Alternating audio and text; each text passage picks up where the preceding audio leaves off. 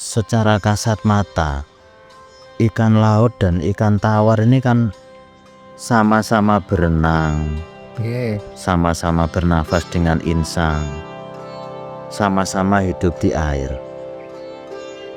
Jadi secara sederhana, jika sama-sama ikan harusnya bisa hidup di semua jenis air. Namun realitanya berlawanan. Ikan laut ini mati di air tawar dan ikan air tawar mati di laut. Benturan ini menunjukkan bahwa perbedaannya bukan pada bentuk luar, melainkan pada mekanisme kerja organ di dalam tubuhnya. Gitu. Podo-podo ikannya kenapa kok berbeda gitu. Nah, hakikat perbedaannya itu terletak pada keseimbangan cairan dan garam tubuh. Gitu. Jadi air bukan sekedar tempat hidup, tetapi faktor penentu kerja organ vital. Jadi perbedaan fungsi organ utama ikan laut dan ikan air tawar, serta mengapa hukum alam membuat mereka tidak bisa bertukar habitat itu tadi. Air laut dan air tawar itu berbeda secara ekstrim dalam kadar garamnya. Air laut ini sangat asin, kurang lebih 35% ini asin sekali. Sedangkan air tawar itu hampir tanpa garam. Nah, tubuh ikan sendiri memiliki kadar garam tertentu yang tidak sama dengan lingkungannya. Perbedaan ini yang menciptakan tekanan osmosis. Karena air itu selalu bergerak dari daerah yang encer ke daerah yang lebih pekat. Nah, dari sini loh perbedaan organ itu awal mulanya.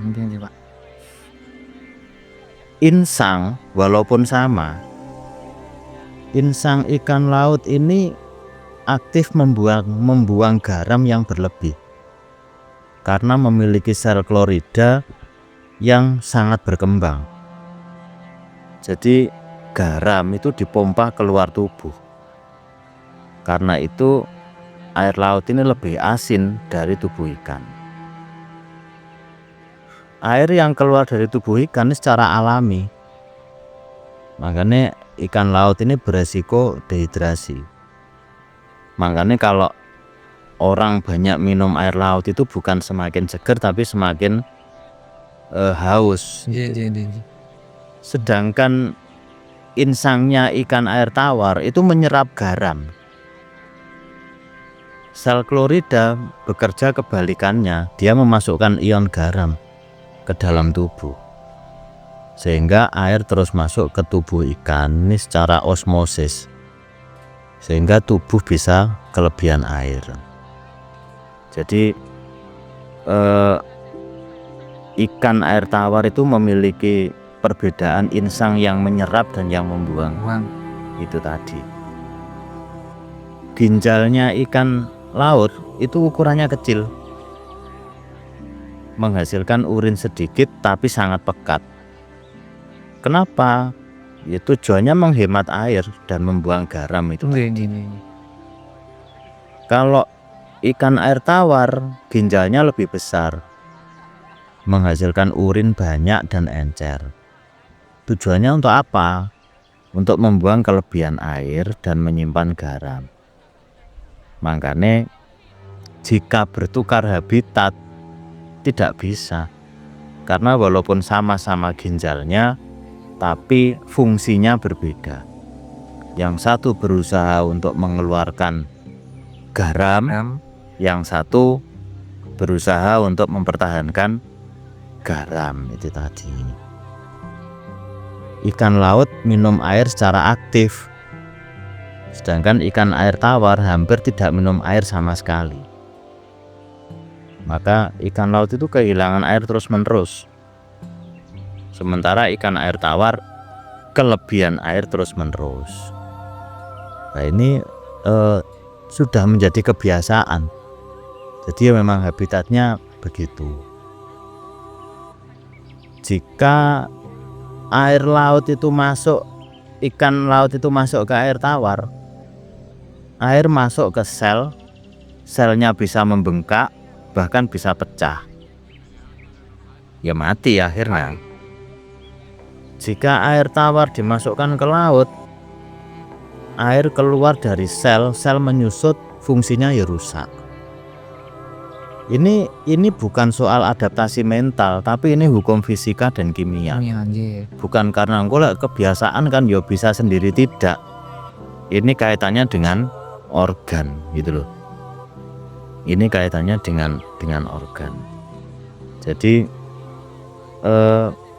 perbedaan antara ikan laut dan ikan air tawar itu menunjukkan bahwa makhluk hidup itu walaupun bentuknya sama, tapi belum tentu bisa disamakan.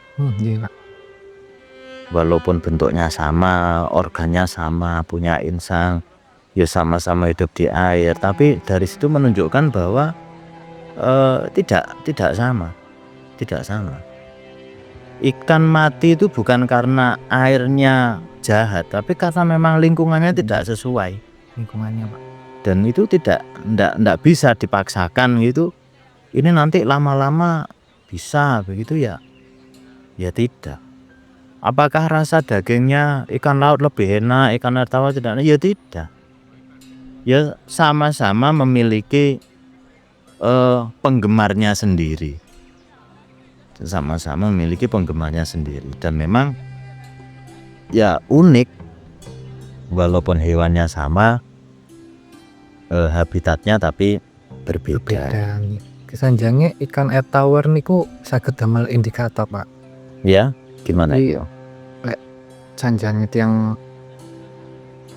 orang Jawa lama, kados mbah-mbah ngoten niku.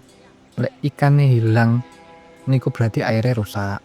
Oh ya. Atau ikannya sifatnya berubah, berarti musimnya berubah. Iya, bisa jadi. Karena ya itu tadi, karena kalau ada perubahan perilaku ikan, berarti ada perubahan habitat. Dan begitu. Makanya hidup itu adalah keseimbangan, dan keseimbangan itu ya tidak bisa dipaksakan. Jadi ya sudah, memang ya kodratnya seperti itu. Ya kita yang harus mengikuti supaya keseimbangan itu tetap terjaga. Kita makhluk ini tidak bisa menata semesta dan sebagainya, harus begini, dan tidak bisa. Kita yang ditata oleh semesta ini.